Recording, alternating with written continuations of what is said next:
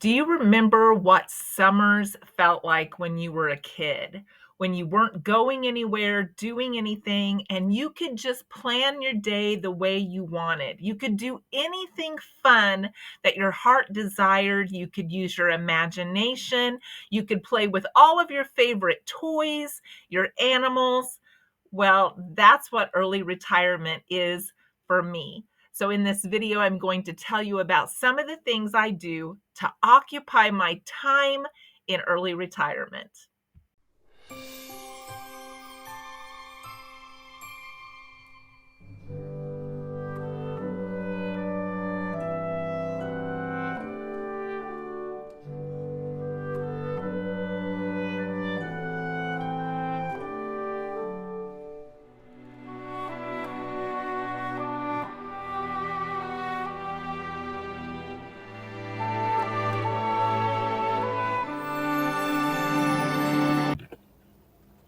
I love the relaxed feeling that I get in early retirement. I can wake up at my leisure. I can decide what I'm going to do that day, and I can leisurely take my time enjoying my morning coffee and watching the kittens play out the window. They love playing with each other, and this is something I just never felt like I had enough time to enjoy when I was working, and it's one of my favorite things to do in the morning. If you are just joining me for the first time, my name is Bonita and I am from rural Kansas. I retired early at the age of 57 at the end of October.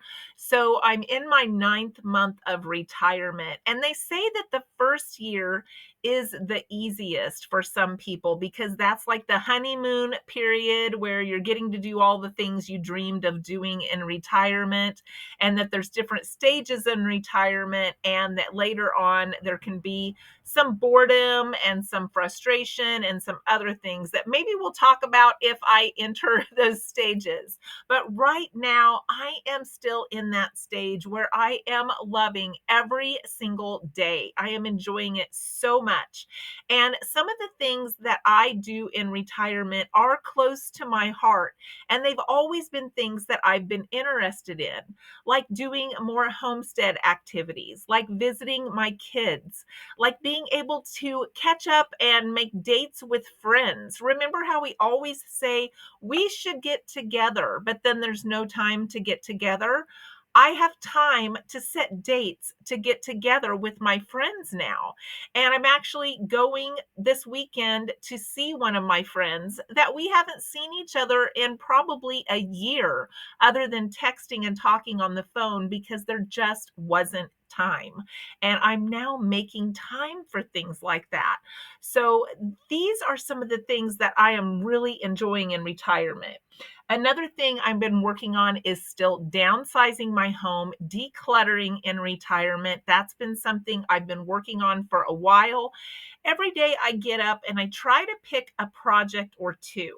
I don't overdo it because I have a lot of back problems, but I made a list when I wintered in Texas in my RV for when I came home of things I wanted to accomplish.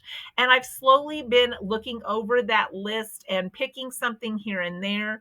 There's days I'm like, what do I do today?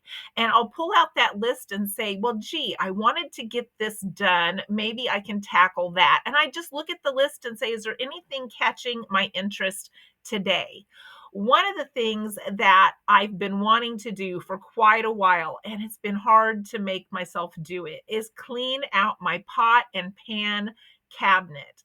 Maybe you've done this already, or maybe it's something you haven't thought about.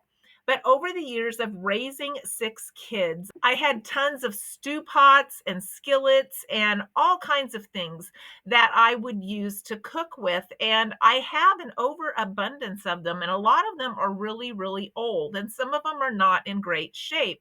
So it's kind of like when you go through that Tupperware or those Cool Whip containers and you make sure everything has a lid. I decided I wanted to clean out that cabinet. And there's even been a day that I pulled my chair up to do it, opened the cabinet. I was so overwhelmed. I closed the cabinet and put my chair away and said, not today. Can't do it today. But yesterday I decided to tackle that. My mother-in-law had given us some new pans. She's also trying to declutter at 79, and she had some brand new pans that she had bought that she'd never used, and she's trying to get things moved out as well. So we took those new pans, and I thought this is a good opportunity for me to sit down, go through that pan cabinet, and see what I don't use or don't need, or what lids don't fit, and get this thing organized and get some of this stuff decluttered. Now, I've shared with you in the past where Goodwill allows you to donate scrap material like old socks, old tea towels, clothes that have stains that are clean, and you can just bag them up, take it to them, and say, "This is scrap material," and they will recycle it. Well, it's the same with metal. They will also recycle metal. So I had some old pans that weren't in great shape. I had some lids that were missing knobs. I had an abundance of weird things in there. And so I started sorting those out, seeing what lids actually fit, what pans I still have. And I was able to declutter a giant box of things that I no longer use, that I don't need, that were just taking up space and making it hard to find the things that I do use, so that I could have those recycled at Goodwill. And I also had like a crock pot that was metal on the outside, and the center had been broken, and I recycled that as well. Now, you're probably asking, why has she held on to these things? Well, I have a hard time just throwing things away that I know will go in the landfill. I'm really big with reusing, repurposing things, and recycling things. And these were some things I didn't know how to recycle. So I guess I had held on to them because I just didn't want to throw them in the landfill. And this helps me get rid of things knowing they will be recycled, and knowing that they're going on to another life and they're not just filling up my landfill. So I felt really good about donating this huge box of things. While I was filling this box with things to donate, I started seeing these lids that didn't fit anything, and I focused on the knobs on top. And I thought, I've been purchasing knobs when I break them for like my crock pot and stuff. I thought, why did I not just take these knobs off these mismatched lids and use those, and then donate the rest of the lid for scrap? And I had a broken knob right now on my electric skillet. So we pulled the lid that went with that crock pot I was going to donate, and we took the knob off of that and put it on my electric skillet. And I saved one other knob in case I need it in the future. And I thought, well, this is a way to save money, because we spent money on knobs, I know, at least 2 different times in the last few years to replace things when I had knobs on these lids that didn't fit anything, but I'd never gone through that cabinet. I just went through that cabinet and came up with that entire box of things that left my house this morning. My husband's going to drop it off, and it felt so good. I've also worked on upkeeping some things around here, repairing some things around here. I just take on little projects like that every day, and it feels really good when they're done.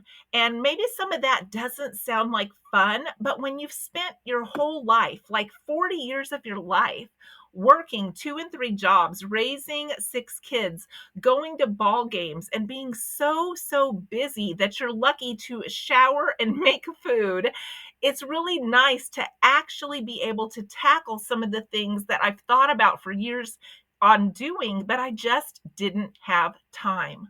I've been enjoying reading again.